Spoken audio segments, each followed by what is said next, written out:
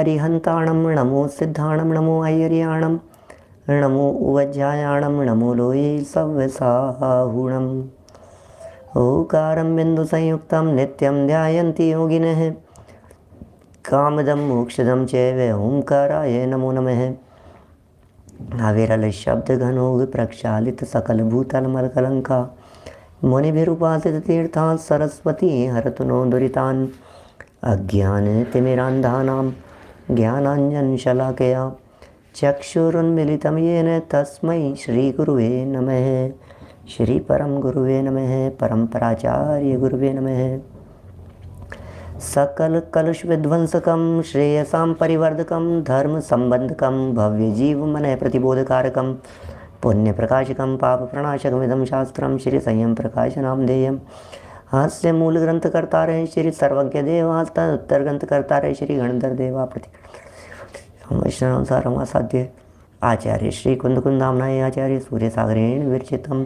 श्रोतारः सावधानतया शृण्वन्तु। मंगलम भगवान वीरो, मंगलम गौतमो गणी, मंगलम कुंद कुंदाद्यो जैन धर्मोस्तु मंगलम। सर्वमंगल मांगल्यम सर्वकल्याणकारिकम, प्रधानम सर्वधर्माणां जैनम जयतु शासनम, जैनम जयतु शासनम। संयम प्रकाश नाम का ये ग्रंथ है, महाराज सूर्य सागर जी साहब द्वारा लिखी गई ये सुंदर रचना। और षट आवश्यकों की चर्चा चल रही थी।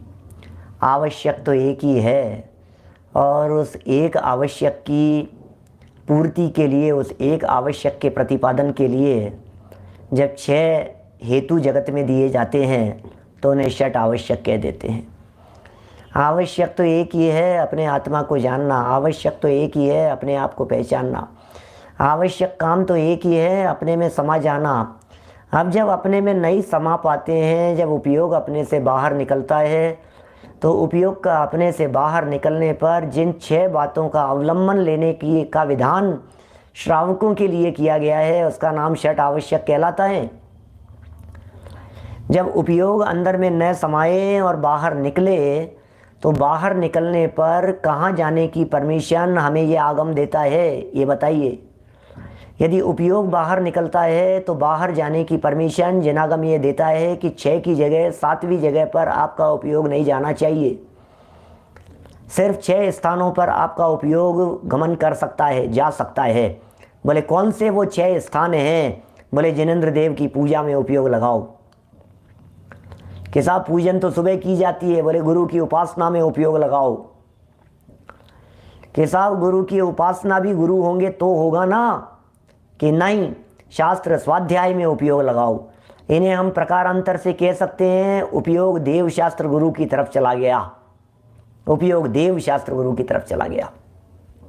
हो गई ना बात। पहले देव पूजा, फिर गुरु उपासना, फिर स्वाध्याय। स्वाध्याय में शास्त्र आ गया है, गुरु उपासना में गुरु आ गए हैं, देव पूजा में देव आ गए हैं।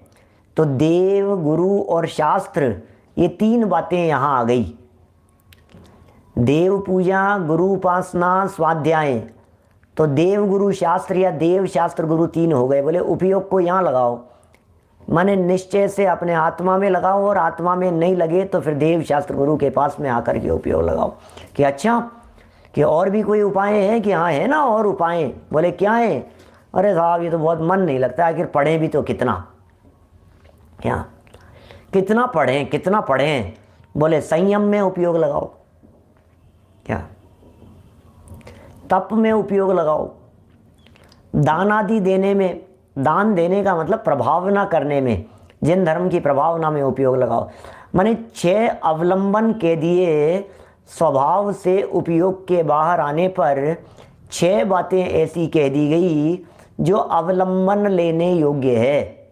क्या 6 बातें कह दी गई, बस जिनका अवलंबन लिया जाना चाहिए, जिनका आश्रय लिया जाना चाहिए, जो आश्रय करने योग्य हैं, वे 6 बातें हैं। हो गई 6 की 6 यहाँ पूरी। मतलब इतना सही धर्म है और क्या है। धर्म से सब कुछ मिलता है, धर्म से ही सब कुछ प्राप्त होता है।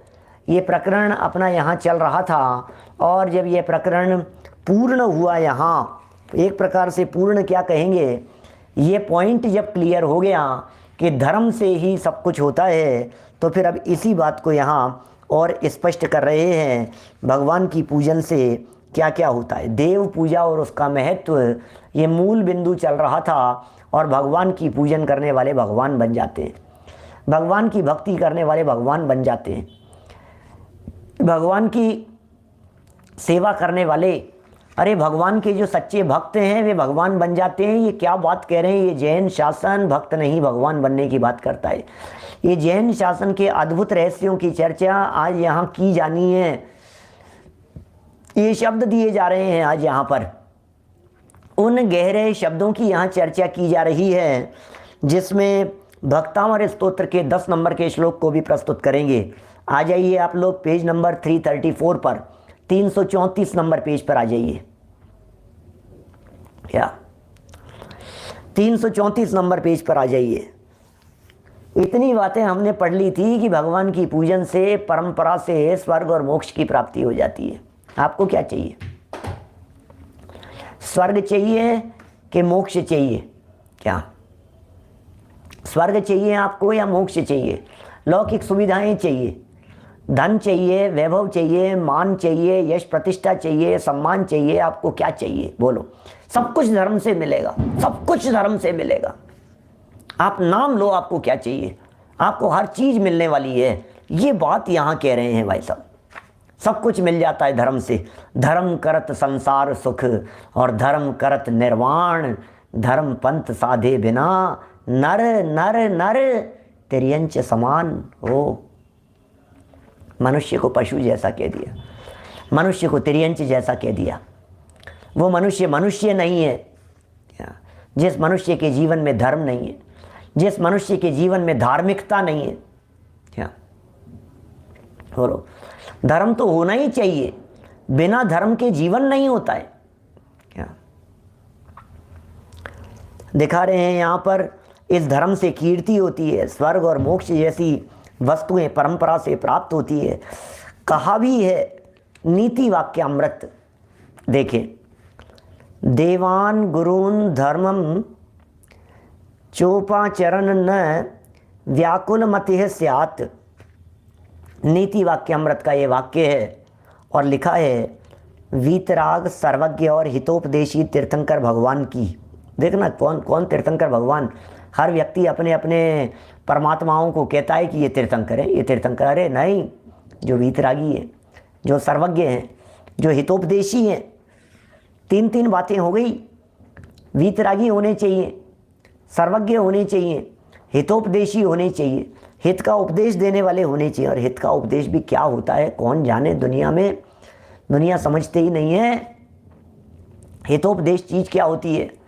हम समझते ही नहीं है हितोपदेश किसे कहते हैं, कहाँ कहाँ उलझे फंसे हैं, हमें हितोपदेश का मतलब नहीं पता है। वीतराग सर्वज्ञ और हितोपदेश, ओ हितोपदेशी तीर्थंकर भगवान की सेवा, हितोपदेशी भगवान की सेवा, पूजा करने वाला तथा निर्ग्रंथ बाह्य और अभ्यंतर परिग्रह से रहित, सम्यक ज्ञान और आत्म ध्यान में लीन ऐसे साधुओं की उपासना करने वाला तथा तीर्थंकर भगवान तीर्थंकर के कहे हुए दयामयी धर्म की भक्ति करने वाला प्राणी कभी दुखी नहीं हो सकता। लो, ये क्या कह रहे हैं? वीतरागियों का भक्त कभी दुखी हो सकता है क्या? जो दुखी हो रहा है वो वीतरागियों का भक्त ही कैसा? सर्वज्ञ का भक्त होकर के दुखी होवे, इसका मतलब तुझे सर्वज्ञता की खबर नहीं है, तू पहचान नहीं रहा है सर्वज्ञता होती क्या है, तू जानता नहीं है सर्वज्ञता चीज क्या है, तुझे पता नहीं है। सर्वज्ञता का मतलब यह है एक समय की पर्याय को कम ज्यादा नहीं किया जा सकता है। 5 दिन में निपटारा होगा कि 7 दिन में, 8 दिन लगेंगे कि 10 दिन लग जाएंगे? बोलो, कब निपटेगा ये झगड़ा, कब निपटेगा ये केस? क्या पता। एक समय भी घटाया नहीं जा सकता है, एक समय भी बढ़ाया नहीं जा सकता है। ये सर्वज्ञ की श्रद्धा है। जिसके हृदय में सर्वज्ञ की श्रद्धा होती है वो व्यक्ति कभी दुखी नहीं हो सकता। कितनी 3 लाइनों में किस तरह से इनका श्रद्धान किया जाना है वो बात यहाँ गर्भित हो गई है। देखिए वीतरागी, सर्वज्ञ और हितोपदेशी, ये तो तीर्थंकर भगवान है, इन्हें तो भगवान कह दिया। माने भगवान तो होते हैं वीतरागी, सर्वज्ञ और हितोपदेशी। भगवान के तो 3 गुण हैं क्या? सेवा और पूजा करने वाला, ये तो हो गई भगवान की पूजा। सेकंड नंबर पर कह दिया निर्ग्रंथ, माने गुरुओं की उपासना। और फिर कह दिया धर्म। तो देव, गुरु और धर्म, क्या देव गुरु, गुरु कौन है? तो ये कह रहे हैं निर्ग्रंथ, बाह्य और अभ्यंतर परिग्रह रहित, सम्यक ज्ञानी है और आत्म ध्यान में लीन है। सम्यक ज्ञान भी है और आत्मा के ध्यान में लीन भी है। ऐसे साधुओं की उपासना करने वाला, क्या ऐसे जो साधुओं की उपासना करता है वो उपासना करने वाला, तथा तीर्थंकर भगवान के कहे हुए दयामयी धर्म की भक्ति करने वाला। इसका मतलब गुरुओं की उपासना भी हो गई, तीर्थंकरों की भक्ति भी हो गई। दयामयी धर्म की भक्ति करने वाला प्राणी कभी दुखी नहीं हो सकता। बातें तो कुछ आज और नई कहनी है, नीचे उतर करके अब शुरू करते हैं अपनी बात को। जरा देखिए इस बात को, चक्की के कीले के पास के दाने, क्या चक्की, चलती चक्की, चक्की के कीले के पास के दाने, इस लौकिक दृष्टांत द्वारा समझा जा सकता है। ये लौकिक दृष्टांत है, इसके द्वारा समझा जा सकता है। बोलो क्या समझा जा सकता है? चलती चक्की देख कर दिया कबीरा रोए, और 2 पाटन के बीच में साबुत बचान कोए। चक्की का उदाहरण दे रहे हैं क्या? चक्की का उदाहरण दे रहे हैं, चक्की के माध्यम से समझा रहे हैं। चलती चक्की देख कर, चक्की चल रही है, 2 पाटे हैं, एक स्थिर वाला है, एक ऊपर वाला है। चलती चक्की देख कर दिया कबीरा रोए, और 2 पाटन के बीच में साबुत बचान कोए। दूर खड़ा हुआ कमाल हंस रहा था, और वो देख करके क्या कहता है? अरे चलती चक्की देख कर दिया कमाल हंसाए, और कीली के संग जो रहे उसको कौन पिसाए। क्या क्या कह दिया है? चलती चक्की देख कर दिया कमाल हंसाए, वो हंसने लगा। कबीर रो रहे थे और कमाल हंसने लगा। कि क्या हंसने लगा? क्या क्यों हंसने लगा वो? तुम क्यों रोते हो? अरे 2 पाटन के बीच में साबुत बचाने कोई, 2 पाटन के बीच में साबुत बचाने कोई। तो तुम क्यों हंस रहे हो? कि अरे 2 पाटों के बीच में तो जो बच गया ना, वो पता है कौन बच गया? वो बच गया जो कीली के चिपक करके रह गया। क्या समझ में आ रही है बात? वो जो कीली है वो धर्म का प्रतीक है, वो जो कीली है वो ध्रुवता का प्रतीक है। वो जो कील है उसे त्रिकाली ध्रुव कह सकते हो, वो जो कील है उसे त्रिकाली ध्रुव आत्मा कह सकते हो, वो जो कील है उसे आप अविनाशी तत्व कह सकते हो, वो जो कील है उसे परमात्मा कह सकते हो, शाश्वत परमात्मा कह सकते हो, देवगुरु धर्म कह सकते हो।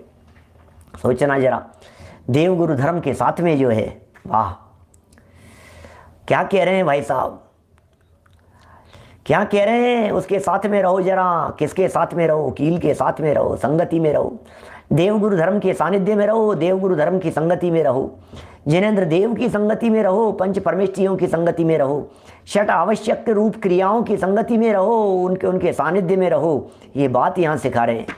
रहो, देखिए जरा क्या कह रहे हैं विपुल भाई गांधी जी, नाते पुते से क्या लिख रहे हैं बोलो। गजब की चर्चा है।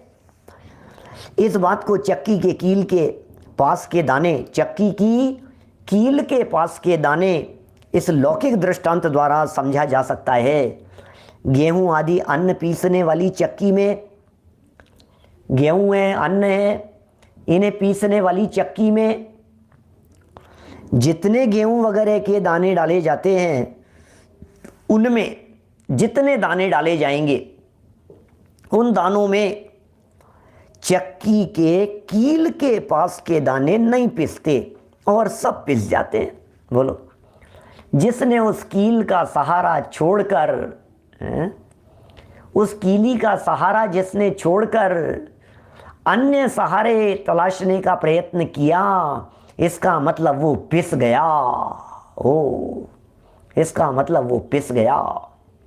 अहो, देवगुरु धर्म तो सर्वोत्कृष्ट पदार्थ हैं। पेज नंबर 192 है मोक्ष मार्ग प्रकाशक का। अहो, देवगुरु धर्म तो सर्वोत्कृष्ट पदार्थ है। इनके बिना धर्म नहीं होता। धर्म तो इन्हीं से होता है, धर्म तो इन्हीं के आधार से होता है। देवगुरु धर्म के आधार से धर्म होता है। जिन्हें देव की खबर नहीं वे धर्मात्मा हो सकते नहीं, जिन्हें गुरु की खबर नहीं वे धर्मात्मा हो सकते नहीं। जो धर्म से दूर वे धर्मात्मा कैसे होंगे, धर्म से दूर धर्मात्मा कैसे होंगे। देखो क्या लिख रहे हैं, देखो कितना सुंदर सिद्धांत बतला दिया है। चक्की, पुराने जमाने की चक्की की बात कर रहे हैं। कौन नहीं जानता है उस चक्की के बारे में। ये जो पुराने जमाने की चक्की है जो चलती थी, अम्मा जी पीसते थे, दादी जी पीसते थे, ताई जी, मम्मी, सब ये लोग जब पीसते थे, बुजुर्ग लोग, अपन लोगों ने भी बचपन में कभी चलाई है। आप लोगों ने कभी चलाई होगी ऐसी चक्की, हमने भी चलाई। मैं पीसूंगा और हम चलाते थे उसको, थोड़ी देर घुमाते थे और बीच में गेहूँ डालते थे और फिर पीसते थे, फिर थोड़ा गेहूँ डालते थे, फिर पीसते थे उसके अंदर। और सुनो क्या कह रहे हैं, अब उसमें अब पिसता जा रहा है, पिसते जा रहे हैं और फिर लास्ट में पीसना बंद कर दिया। फिर क्या करें, बोले अभी कुछ दाने बच गए। बोले काम कौन से बच गए, बोले वो बच गए जो उस कीली के साथ में लगे हुए थे, वो बच गए। सुनो, ये बचने का उपाय है, बचने का उपाय है ध्रुव का सहारा पकड़ लो। क्या दुर्भाग्य से यदि आपने डूबते का सहारा पकड़ लिया तो क्या होगा, ते कुगुरु जन्म जल उपल नाव, वे खुद भी डूबेंगे और औरों को भी डुबोएंगे। क्या खूब बहुत सुंदर चंद है अशरण भावना का, दादा की लिखी हुई पंक्तियां हैं। दुर्भाग्य से जो पड़ गई दुर्देव के अधिकार में, ऐसी पंक्तियां हैं। तब शरण होगा कौन जब नाविक डुबो दे धार में, संयोग सब अशरण शरण कोई नहीं संसार में। आप ये समझ लीजिए आपने सहारा किसका लिया है। क्या रावण मरने वाला था और रामचंद्र जी लक्ष्मण जी बचने वाले थे। अब यदि विभीषण रावण का सहारा लेता है तो बेमौत मारा जाएगा और यदि वो बचने वालों का सहारा लेता है तो खुद भी बच जाएगा। डिपेंड करता है आप किसका सहारा ले रहे हैं, डिपेंड करता है आपके साथी कौन है, डिपेंड करता है आप सलाह किससे ले रहे हैं, डिपेंड करता है आपके मार्गदर्शक कौन है। ये कह रहे हैं यहाँ क्या, बोलो देखो ये क्या कह रहे हैं। उस चक्की को घट्टी बोलते हैं, घट्टी है, घाटी, घाटी, घंटी, जो भी अलग अलग क्षेत्रों के अलग अलग तरह के नाम हैं। लेकिन उदाहरण ख्याल में आया कि नहीं, कील के साथ में रहो, ध्रुव के साथ में रहो भाई साहब। ध्रुव का सहारा पकड़ लिया, ध्रुव का साथ पकड़ लिया। ओ ध्रुव का यदि साथ पकड़ लिया तो काम हो गया। अब ये कह रहे हैं उसी प्रकार हे भव्य प्राणियों, ये संसार रूपी महाभयानक चक्की है। ओ इस संसार चक्र में कौन बचाए, इस संसार रूपी महाभयंकर चक्की में कौन पिसने से बचाए। इस संसार रूपी चक्की में जगत के सारे प्राणी पिस रहे हैं, कभी नरक में, कभी तिर्यंच में, दो इंद्रिय आदि पर्यायों में, क्या सब पिस रहे हैं। खूंटा में, मराठी में खूंटा कहते हैं, पिस रहे हैं। हर आत्मा को देखो क्या सुख शांति को जुटी है। क्या सोचना जरा, ये बातें कैसी है, गजब गजब की है। डूब रहे हैं भाई साहब। छिद्रमय हो नाव डगमग चल रही मंझधार में, दुर्भाग्य से जो पड़ गई दुर्देव के अधिकार में, तब शरण होगा कौन जब नाविक डुबो दे धार में। संयोग सब अशरण, शरण कोई नहीं संसार में, कोई नहीं संसार में।